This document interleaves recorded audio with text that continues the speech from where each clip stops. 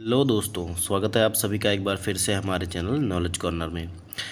आज हम इस वीडियो में जो टीआरई 1, 2 और 3 और उसके बाद जो 3 का एग्ज़ाम हुआ था उसमें जी जितने भी क्वेश्चन हमारे जो हैं वर्ल्ड ज्योग्राफी से जो पूछे गए हैं, चाहे वो प्लेनेट से रिलेटेड हो, ज्वालामुखी से हो, भूकंप से हो या माउंटेन से हो, उन सभी प्रश्नों को हम आज इस वीडियो में करने वाले हैं। तो वीडियो को अगर आपने अभी तक लाइक नहीं किया है तो लाइक कर दीजिए और चैनल को हमारे सब्सक्राइब कर दीजिए।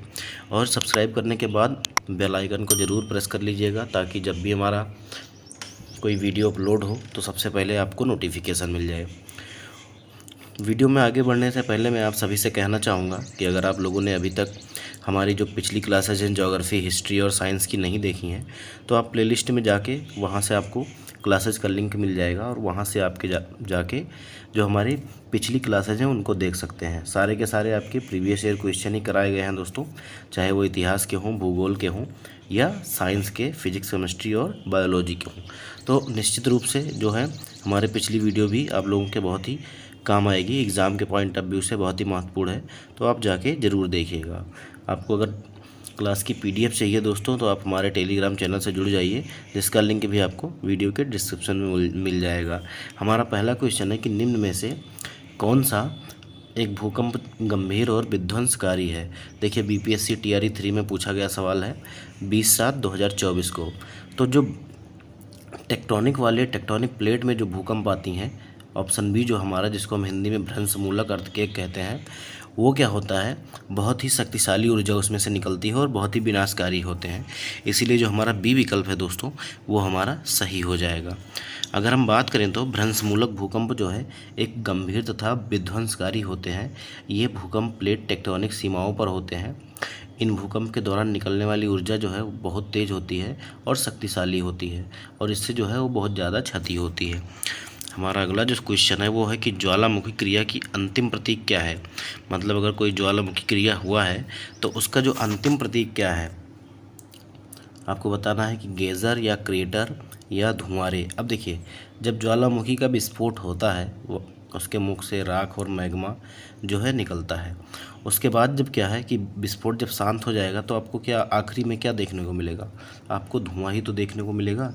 तो इसीलिए जो सी विकल्प है हमारा, धुआंरे या धुआं जिसको भी हम शॉर्टकट में बोल सकते हैं, ये हमारा सही विकल्प हो जाएगा। आप देख सकते हैं दोस्तों कि ये भी जो हमारा सवाल है वो बीपीएससी टीआरई 3 1 to 5 वाले एग्ज़ाम में पूछा गया सवाल है।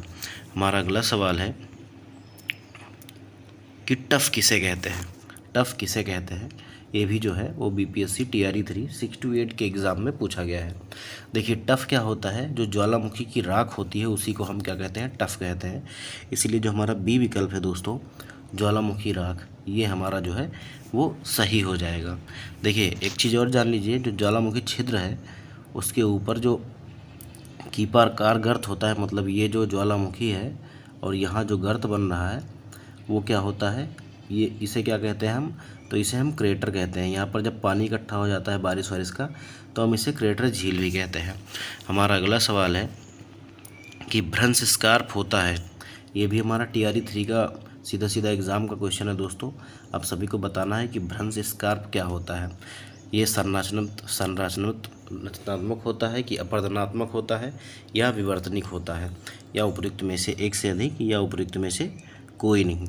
तो जो हमारा भ्रंश स्कार्प होता है दोस्तों, ये हमारा टेक्टोनिक प्लेट के मूवमेंट के द्वारा बनता है। इसीलिए जो हमारा सी विकल्प है, विवर्तनिक जो है वो हमारा सही हो जाएगा। हमारा जो सी विकल्प है वो सही हो जाएगा। हमारा अगला सवाल है कि भूकंप की तीव्रता का मापन किस मशीन के द्वारा किया जाता है। आपको बताना है भूकंप की तीव्रता का मापन जो है वो किस मशीन से किया जाता है। अब देखिए आपका जो है वो टीआरई 3 1 to 5 का जो एग्ज़ाम पेपर लीक हो गया था और एग्ज़ाम कैंसिल हो गया था, उसका क्वेश्चन है दोस्तों। तो आप सभी को पता होगा कि सीस्मोग्राफ जो है, सीस्मोग्राफ से हम क्या नापते हैं, तो भूकंप की तीव्रता का मापन करते हैं। इसीलिए जो हमारा सी विकल्प है वो हमारा सही हो जाएगा। हमारा जो अगला सवाल है वो है कि रिक्टर स्केल किस मापक का पैमाना है। ये हमारा जो सवाल है वो बीपीएससी टीआरई 2 में पूछा गया है। आपको बताना है कि रिक्टर स्केल जो है वो किस मापक का पैमाना है। तो आप सभी को पता होगा कि रिक्टर स्केल पर हम क्या नापते हैं, तो भूकंप नापते हैं। इसीलिए जो हमारा सी विकल्प होगा वो हमारा सही हो जाएगा। ठीक है, भूकंप की तीव्रता जो है वो हम किससे मापते हैं, तो रिक्टर स्केल से मापते हैं।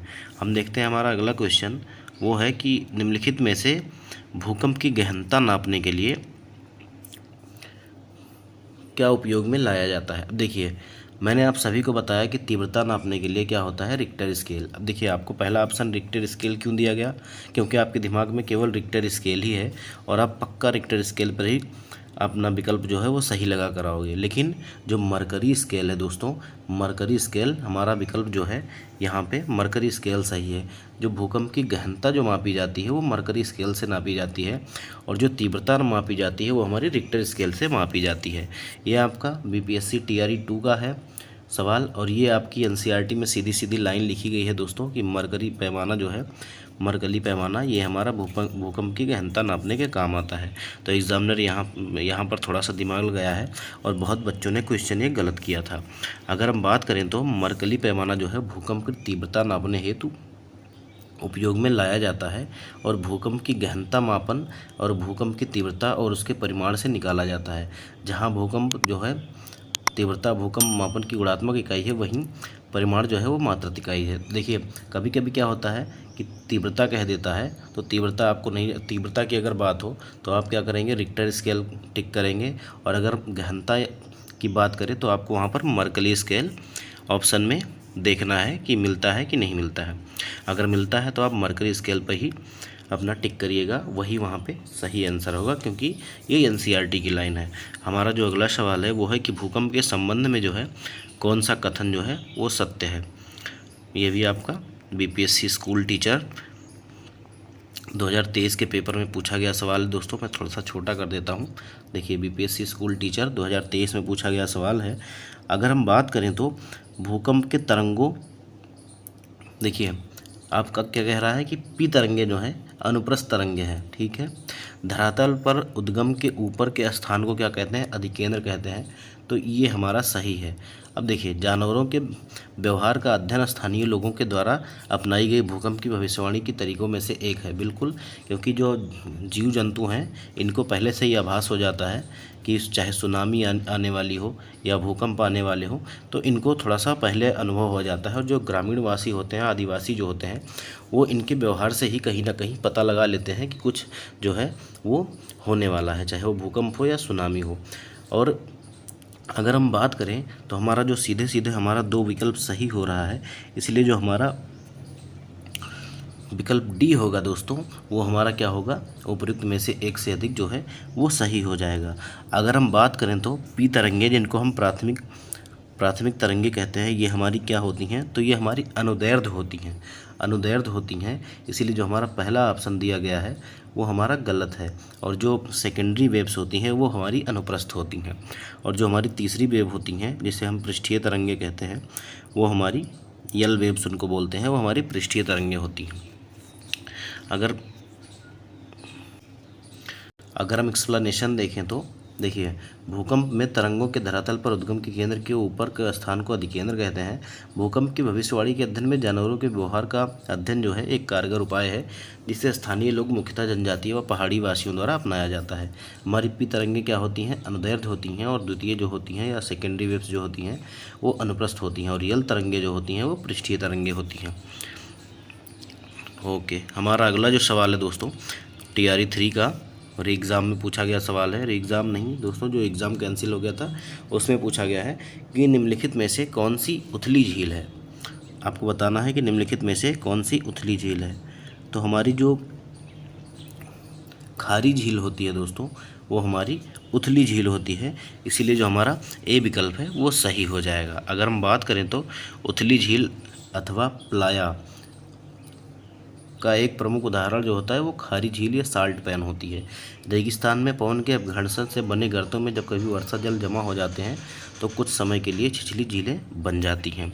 हमारा अगला सवाल है कि निम्नलिखित कथनों पर विचार कीजिए। देखिए, सतह के क्षेत्रफल के हिसाब से विक्टोरिया जो है दुनिया की तीसरी जो है सबसे बड़े मीठे पानी की झील है। ठीक है, यह अफ्रीका की महान झीलों में से एक है। तो ये अफ्रीका के महान झीलों में से एक है, ये सही विकल्प हो जाएगा। और इसकी सीमा जो है वो तंजानिया, युगांडा, रवांडा और केन्या से लगती है। तो देखिए इसकी जो सीमा है वो तंजानिया और केन्या और युगांडा से लगती है, लेकिन रवांडा से नहीं लगती है। तो ये हमारा जो है वो गलत हो जाएगा। अब देखिए विक्टोरिया झील से निकलने वाली एकमात्र धारा नील है, जो युगांडा के जिंजा के पास झील से बाहर निकलती है। तो जो श्वेत नील का उद्गम है वो हमारा विक्टोरिया झील से ही होता है। इसीलिए जो हमारा लास्ट वाला विकल्प है दोस्तों 4 वाला भी सही है। और देखिए जो हमारा पहला ऑप्शन है दोस्तों, ये हमारा गलत है, क्योंकि जो विक्टोरिया झील है वो दुनिया की तीसरी सबसे बड़ी मीठी पानी की झील नहीं है, वो दूसरी है, तीसरी नहीं है। कौन सी है? दूसरी। तो ये हमारा जो है वो गलत हो गया। इसके बाद अफ्रीका की महान झीलों में से एक है, ये भी हमारा सही है। और इसकी सीमा जो है वो कितने राज्यों से लगती है, तो कितने देशों से लगती है, तो मैंने आपको कहा कि रवांडा से नहीं लगती है, इसीलिए हमारा ये भी गलत है। और लास्ट वाला जो है हमारा सही है। अब देखिए आपसे पूछ रहा है कि कौन से गलत हैं, तो हमारा जो है वो पहला और तीसरा गलत है, इसलिए हमारा जो डी विकल्प है वो हमारा सही हो जाएगा। देखिए अगला जो सवाल है वो आपसे लेक सुपीरियर के बारे में कहा जा रहा है। लेक सुपीरियर के बारे में कहा जा रहा है कि यह जो है वो विश्व का खारे जल का सबसे बड़ा जो है समूह है। हमारा जो बी विकल्प है दोस्तों, ये हमारा जो है सही हो जाएगा, क्योंकि जो 2 विकल्प हैं वो दूसरे पेज पे है, तो आपको मैं उसको बाद में दिखा दूंगा। हमारा जो विकल्प इसी में से होगा वो सही हो जाएगा दोनों में से। यह जो है वो कनाडा और यूएसए के मध्य जो है वो भौगोलिक सीमा जो है ये बनाती है। अगर बात करें तो सुपीरियर झील जो है दोस्तों, ये जो है विश्व की तीसरे सबसे बड़ी जो है खारे पानी की झील है। और देखिए ये बनती किससे है, तो ये सुपीरियर, मिशिगन, ह्यूरन, इरी और ओंटेरिया जो झीलें हैं इनसे मिलकर जो है वो बनती है सुपीरियर झील। हमारा अगला सवाल है कि निम्नलिखित में से कौन सा देश जो है वो अमेजन नदी बेसिन का हिस्सा नहीं है।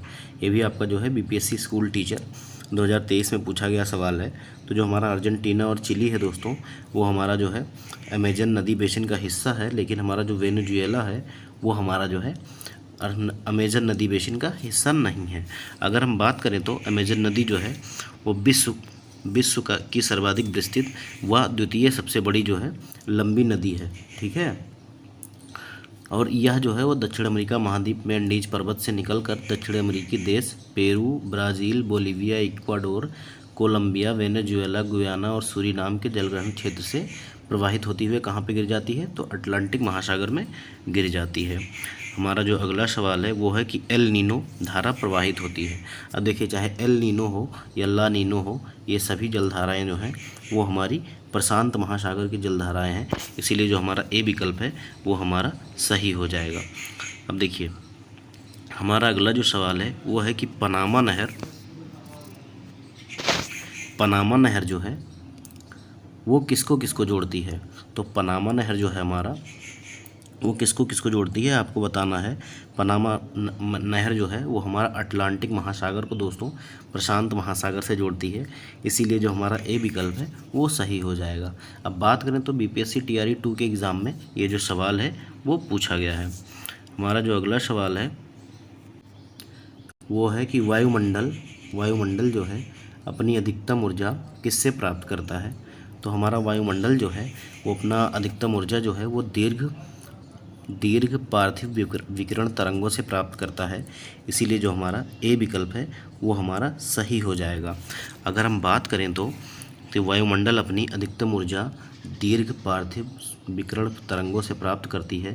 पृथ्वी को जो सूर्य तक प्राप्त होता है वह लघु तरंगों के रूप में होता है, परंतु यह तरंगें वायुमंडल को गर्म नहीं करती। यह तरंगें पृथ्वी से टकराकर दीर्घ पार्थिव विकिरण के रूप में वापस वायुमंडल में प्रवेश करती हैं और उसे गर्म करती हैं। हमारा अगला सवाल है कि वायुमंडल में ऑक्सीजन का वृहत एवं उच्च स्रोत क्या है। आपको बताना है कि वायुमंडल में जो है, मैं थोड़ा छोटा कर देता हूँ क्वेश्चन ताकि आप लोग पढ़ पाएँ। वृहत और उच्च स्रोत क्या है, मतलब सबसे ज़्यादा ऑक्सीजन आपको कहाँ से प्राप्त होती है।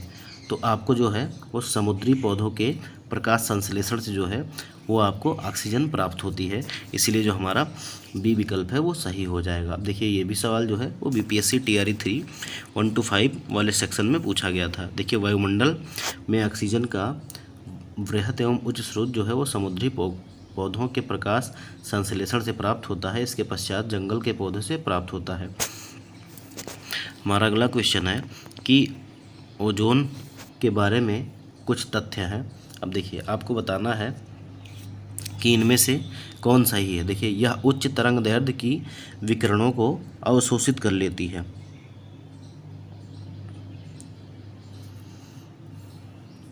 और वायुमंडल की अत्यधिक अस्थायी गैस है। It is found in mesosphere, यह मध्यमंडल में पाई जाती है, या उपयुक्त में से एक से अधिक, या उपयुक्त में से कोई नहीं।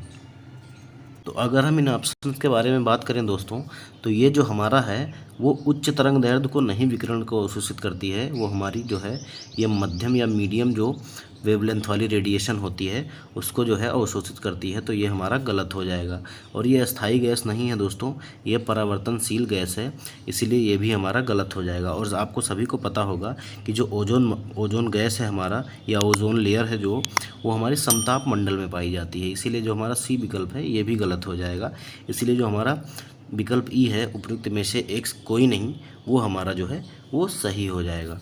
आपको समझ में आ गया होगा। देखिए ये जो है वो उच्च तरंग दैर्ध्य की विकिरणों को अवशोषित नहीं करती, जो मध्यम तरंग दैर्ध्य की विकिरण है उसको अवशोषित करती है।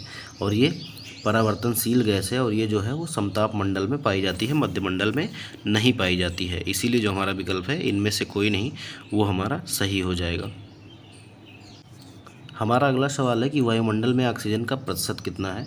बीपीएससी टीआरई 3 का सवाल है। तो ये तो आप सभी को पता होगा कि वायुमंडल में ऑक्सीजन का कितना प्रतिशत है। तो 21%। सबसे ज़्यादा नाइट्रोजन पाई जाती है। हमारा अगला सवाल है वो है कि वायुमंडल की किस परत में हवाई जहाज़ उड़ता है। तो आप सभी को अगर नहीं पता है दोस्तों तो जान लीजिए कि समताप मंडल जो है, समताप मंडल में क्यों उड़ता है, क्योंकि वहाँ मौसम संबंधी कोई घटनाएँ नहीं होती, ताप समान होता है। इसीलिए जो है समताप मंडल में हमारा हवाई जहाज़ उड़ता है। हमारा जो अगला सवाल है वो है कि वायुमंडल की किस परत का तापमान सबसे कम होता है। तो देखिए ये भी आपका बीपीएससी स्कूल टीचर में पूछा गया सवाल है। तो आपको बताना है कि वायुमंडल की किस परत में जो है वो सबसे कम तापमान होता है। तो देखिए सबसे कम तापमान जो होता है वो मध्यमंडल में होता है, मध्यमंडल में। अगर हम बात करें कितना होता है तो इसका तापमान जो है वो लगभग -58 डिग्री सेल्सियस होता है। ये क्षोभ मंडल से ऊपर लगभग 10 से 50 किलोमीटर तक फैली होती है और यहाँ का तापमान लगभग 4 डिग्री सेल्सियस होता है। हमारा जो अगला सवाल है वो है कि आपको वायुमंडल की परतों का जो है वो सही क्रम लगाना है। तो देखिए ये भी सवाल जो है वो आपसे पूछा गया था बीपीएससी स्कूल टीचर में ही। सबसे पहले आपको सब पता होगा कि सबसे निचली जो परत है वो कौन सी होती है, क्षोभ मंडल। तो क्षोभ मंडल तो सब में दिया गया है। तो अब आप क्या करेंगे, तो इसके बाद कौन सी परत आती है। तो आप सभी को पता होगा कि क्षोभ मंडल के बाद जो आता है वो समताप मंडल आता है। और समताप मंडल जो है वो आपको एक ही ऑप्शन में दिया गया है, ए में। इसीलिए जो हमारा ए विकल्प है वो हमारा सही हो जाएगा। हमारा अगला सवाल है कि कुछ हमारे स्थानीय पवन के नाम दिए गए हैं। कुछ पवने हैं और इनको इनकी विशेषता है उससे आपको मिलाना है। तो चलिए मिलाते हैं। हमारा जो पहला है वो है फौन। फौन क्या होती है, तो गर्म स्थानीय हवा। तो पहले का हमारा चौथा हो जाएगा।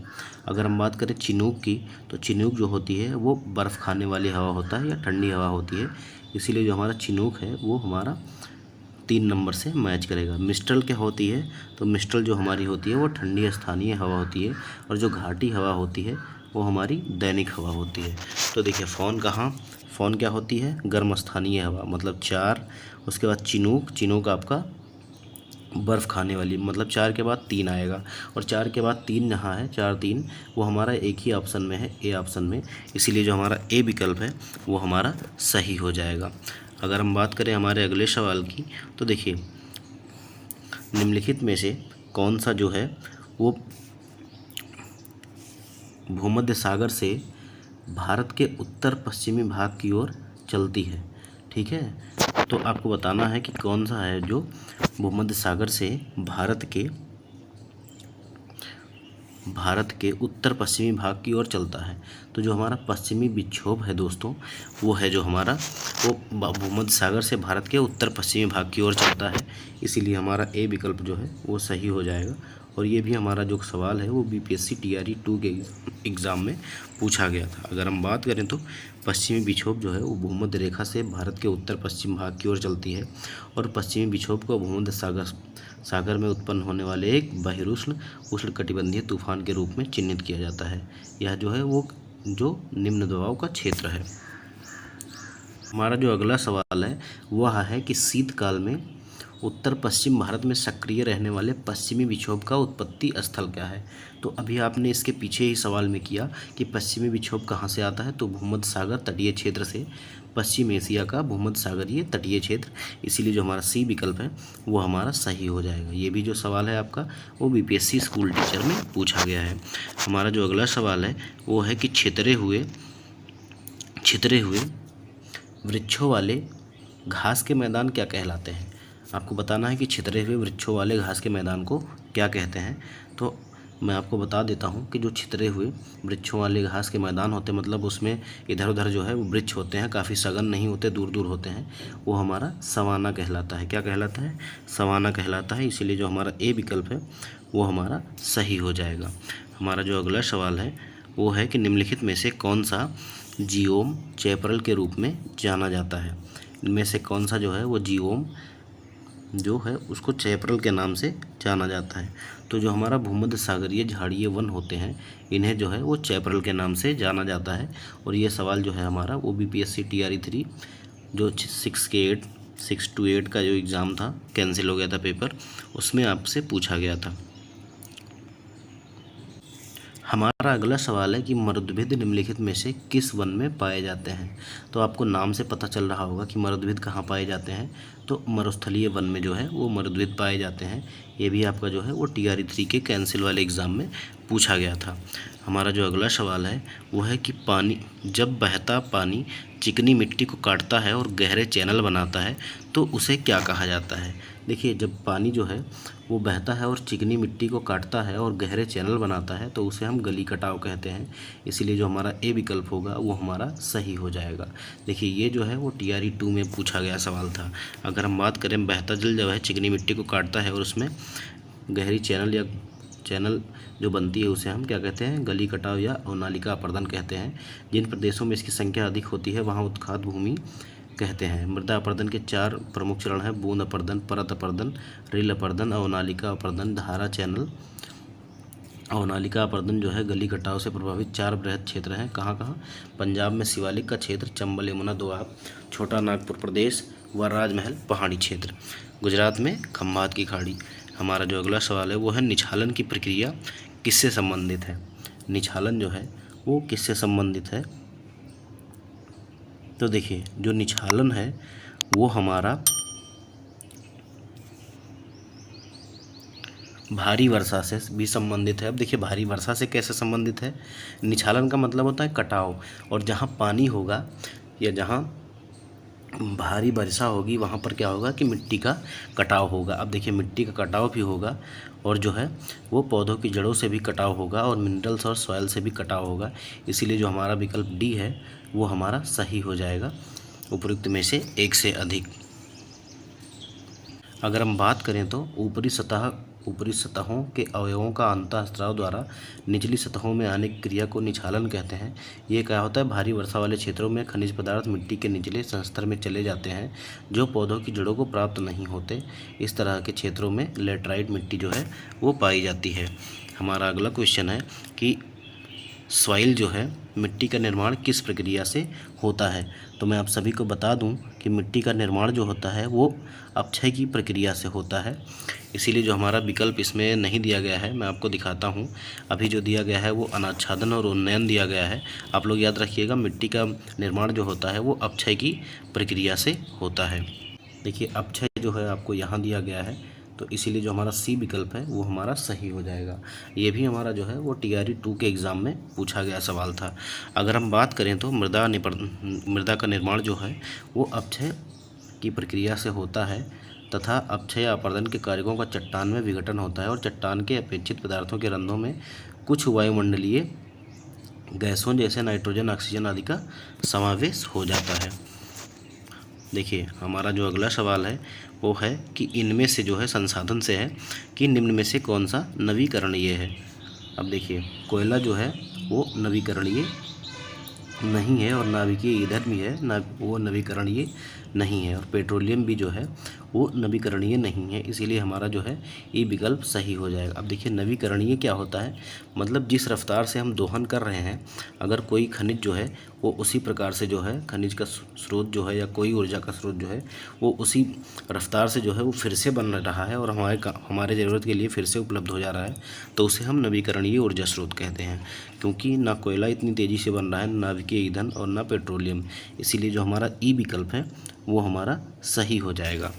अगर हम बात करें तो नाभिकीय ऊर्जा में क्या आता है, तो सौर ऊर्जा, पवन ऊर्जा, जल विद्युत, भूतापीय ऊर्जा और महासागरीय ऊर्जा ये हमारे आते हैं। और देखिए कोयला नाभिकीय ईंधन और पेट्रोलियम जो है वो हमारा अनवीकरणीय ऊर्जा के स्रोत हैं। हमारा अगला सवाल है कि बायोगैस का मुख्य घटक कौन सा है। तो बायोगैस का जो मुख्य घटक है वो हमारा मेथेन है, इसीलिए जो हमारा बी विकल्प है वो सही हो जाएगा। अब ये भी जो आपका सवाल है वो बीपीएससी टीआरई 3 के एग्ज़ाम में पूछा गया है। हमारा जो अगला सवाल है वो है कि ऊर्जा के जो है गैर परंपरागत स्रोत कौन से हैं।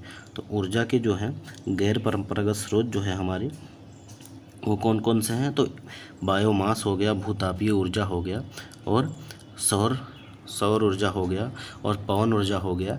ये हमारा जो है वो ऊर्जा के गैर परंपरागत स्रोत हैं। तो आपको ऑप्शन में जो भूतापीय ऊर्जा और बायोगैस जो है वो दिया गया है, इसीलिए जो हमारा डी विकल्प होगा उपयुक्त में से एक से अधिक वो हमारा सही हो जाएगा। तो दोस्तों आज के सेशन में हम इतने ही सवाल करेंगे, बाकी जो हमारे सवाल जो बचे हुए हैं क्वेश्चन वो हम अगले सेशन में सॉल्व करेंगे। और आप जो है वीडियो को एक बार ढंग से देख लीजिएगा, अगर एक बार में नहीं समझ आता 2 बार देखिएगा। और क्लास की पीडीएफ अगर आपको मिलती है उसके लिए आपको जो है टेलीग्राम चैनल को ज्वाइन करना होगा, वहाँ से पीडीएफ लेके अगर आप प्रैक्टिस कर लेंगे तो आपको जो है वो प्रश्न जो है वो काफ़ी लंबे समय तक याद रहेंगे और जिससे आपको बहुत फ़ायदा होने वाला है। और आप लोग एनसीईआरटी ज़रूर पढ़िएगा, जिस भी सब्जेक्ट का आप पेपर देने जा रहे हैं उससे रिलेटेड एनसीईआरटी की जो बुक्स है और बिहार बोर्ड की जो एससीईआरटी की बुक है ज़रूर पढ़िएगा। मिलते हैं ऐसे ही प्रीवियस ईयर क्वेश्चन के साथ अगले वीडियो में, तब तक के लिए धन्यवाद।